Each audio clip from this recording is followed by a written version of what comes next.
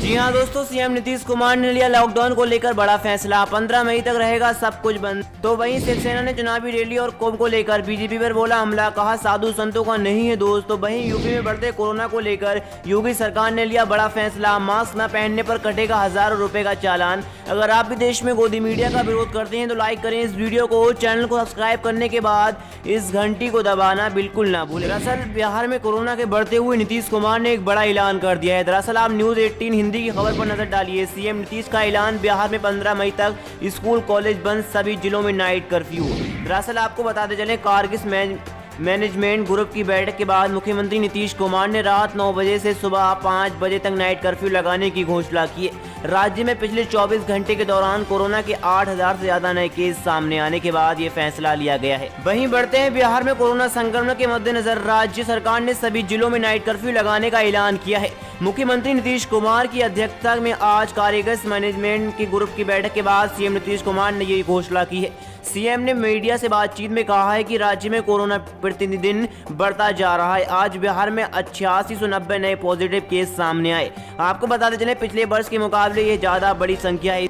बड़ी सतर्कता के साथ आगे बढ़ रहे हैं, इसलिए सभी लोगों की राय ली गई है। कारगिल मैनेजमेंट ग्रुप की बैठक में निर्णय लिया गया है बिहार के सभी जिलों में रात 9 बजे से सुबह 5 बजे तक नाइट कर्फ्यू जारी रहेगा। आपको बताते चले, कारगिल मैनेजमेंट ग्रुप की बैठक के बारे में जानकारी देते हुए मुख्यमंत्री नीतीश कुमार ने बताया है कि 15 मई तक सभी स्कूल, कॉलेज, कोचिंग और अन्य लाइक स्थान बंद रहेंगे। वहीं इस अवधि में किसी भी तरह की परीक्षा नहीं ली जाएगी। आपको बताते चलें, हालांकि ये निर्देश बीएससी, एसएससी और तकनीकी चयन आयोग परीक्षा पर लागू नहीं होगा। आपको बताते चलें, सीएम ने कहा है कि पिछले वर्ष की तरह कोरोना संक्रमित मरीज मिलने वाले एरिया को बनाया जाएगा। आपको बताते चलें, कंटेनमेंट जोन, इसमें संक्रमित व्यक्ति के इलाज की सभी समुचित सुविधाएं उपलब्ध रहेंगी। आपको बताते चलें, सीएम नीतीश कुमार ने बताया है कि मरीजों की बढ़ती संख्या को देखते हुए प्राथमिक स्वास्थ्य केंद्रों और अनुमंडल अस्पतालों में गंभीर मरीजों के उपचार की व्यवस्था की जाएगी।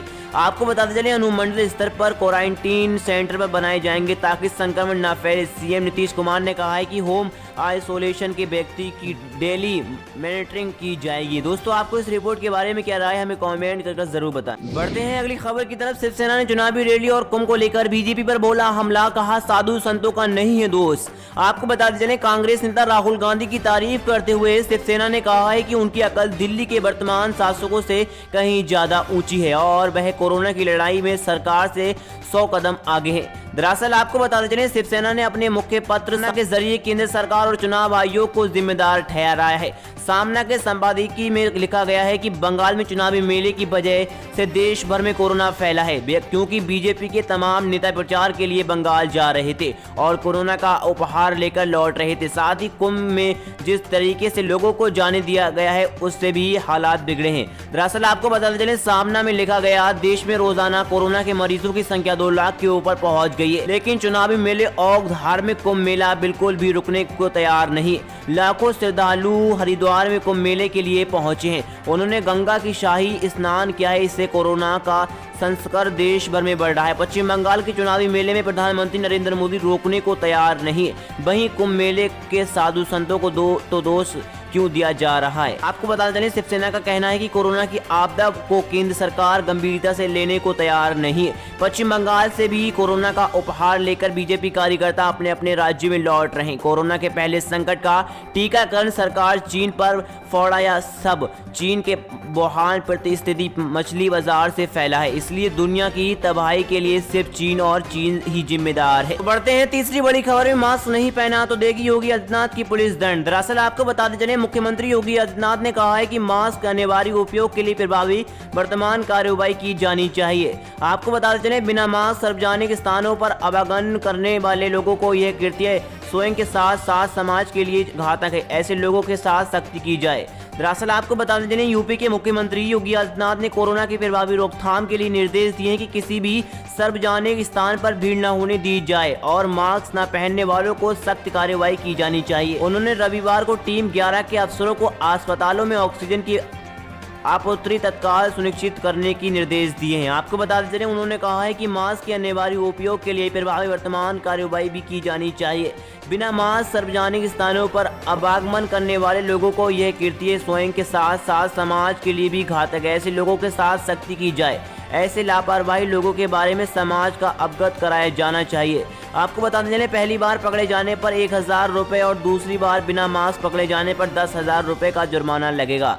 आपको बताते चलें, योगी आदित्यनाथ ने निर्देश दिए कि सभी प्रदेश में ऑक्सीजन की आपूर्ति को और बेहतर करने के लिए अलग अलग स्थानों पर 10 नए ऑक्सीजन फ्लाइट स्थापित किए जाने चाहिए। इस कार्य में DRDO का सहयोग मिल रहा है। इसके अलावा भारत सरकार के स्तर से भी ऑक्सीजन आपूर्ति की मॉनिटरिंग की जा रही है। आपको बताते चलें, समन्वय बनाते हुए डिमांड भेजें। आपको बताते चलें, योगी आदित्यनाथ ने कहा है कि ऑक्सीजन के संबंध में अगले 15 दिनों की अनुमानित मांग के अनुरूप उपलब्धता बनाया जाए। दोस्तों, आपको इस रिपोर्ट के बारे में क्या राय, हमें कमेंट करके जरूर बताएं। तो बढ़ते हैं दूसरी बड़ी खबर में। राहुल गांधी ने रद्द की बंगाल की सभी जनसभाएं, दूसरे नेताओं से की अपील। दरअसल आपको बताते चलें, कांग्रेस के पूर्व अध्यक्ष राहुल गांधी ने चुनावी कार्यक्रम में हिस्सा नहीं लेने का फैसला किया है। उन्होंने सभी दलों के नेताओं से चुनावी कार्यक्रम नहीं करने की अपील की है। दरअसल आपको बताते चलें, कांग्रेस के पूर्व अध्यक्ष राहुल गांधी ने चुनावी कार्यक्रम में हिस्सा नहीं लेने का फैसला किया है। राहुल गांधी ने कहा है कि देश में कोरोना की रफ्तार तेजी से फैल रही है, ऐसे में रैली और सभा करना जनहित में उचित नहीं। उन्होंने सभी दलों के नेताओं से चुनावी कार्यक्रम नहीं करने की अपील की है। राहुल गांधी ने कहा है कि कोरोना संक्रमण को देखते हुए बंगाल में सभी चुनावी सभाओं को रद्द कर रहा हूं, बाकी लोगों से जनसभाएं नहीं करने की गुजारिश करता हूं। वहीं पिछले दिनों गृह मंत्री अमित शाह ने भाजपा का चुनावी अभियान जारी रखने का ऐलान किया। दरअसल आपको बताते चलें, गौरतलब है कि बंगाल में 8 चरणों में चुनाव हो रहे हैं। 5 चरणों के चुनाव संपन्न हो चुके हैं। राज्य में अभी 3 चरणों का चुनाव बाकी है। 22 अप्रैल को 6ठे चरण का मतदान होगा। इससे पहले सियासी दलों के नेता लगातार प्रचार करने में व्यस्त हैं। 7वें चरण के तहत 5 जिलों के 36 सीटों पर 26 अप्रैल को और 8वें चरण में 4 जिलों की 35 सीटों पर 29 अप्रैल को वोट डाले जाएंगे। दरअसल आपको बताते चलें, गौरतलब है कि शनिवार को अमित शाह ने बंगाल में 3 सभाओं को संबोधित किया है। इस दौरान अमित शाह ने राहुल गांधी पर चुटकी लेते हुए कहा है कि उन्हें प्रोजेक्ट नेता बताया है। उन्होंने कहा है कि बंगाल में चुनाव अंतिम चरण में चल रहा है और अब कांग्रेस के नेता यहां पर प्रचार करने पहुंचे हैं। बता दें कि बंगाल में भाजपा और सत्तारूढ़ दल TMC के बीच मुख्य मुकाबला है। कांग्रेस 2016 में विधानसभा चुनाव 44 सीटों पर जीत दर्ज की थी। पार्टी इसे बरकरार रखना चाहती है।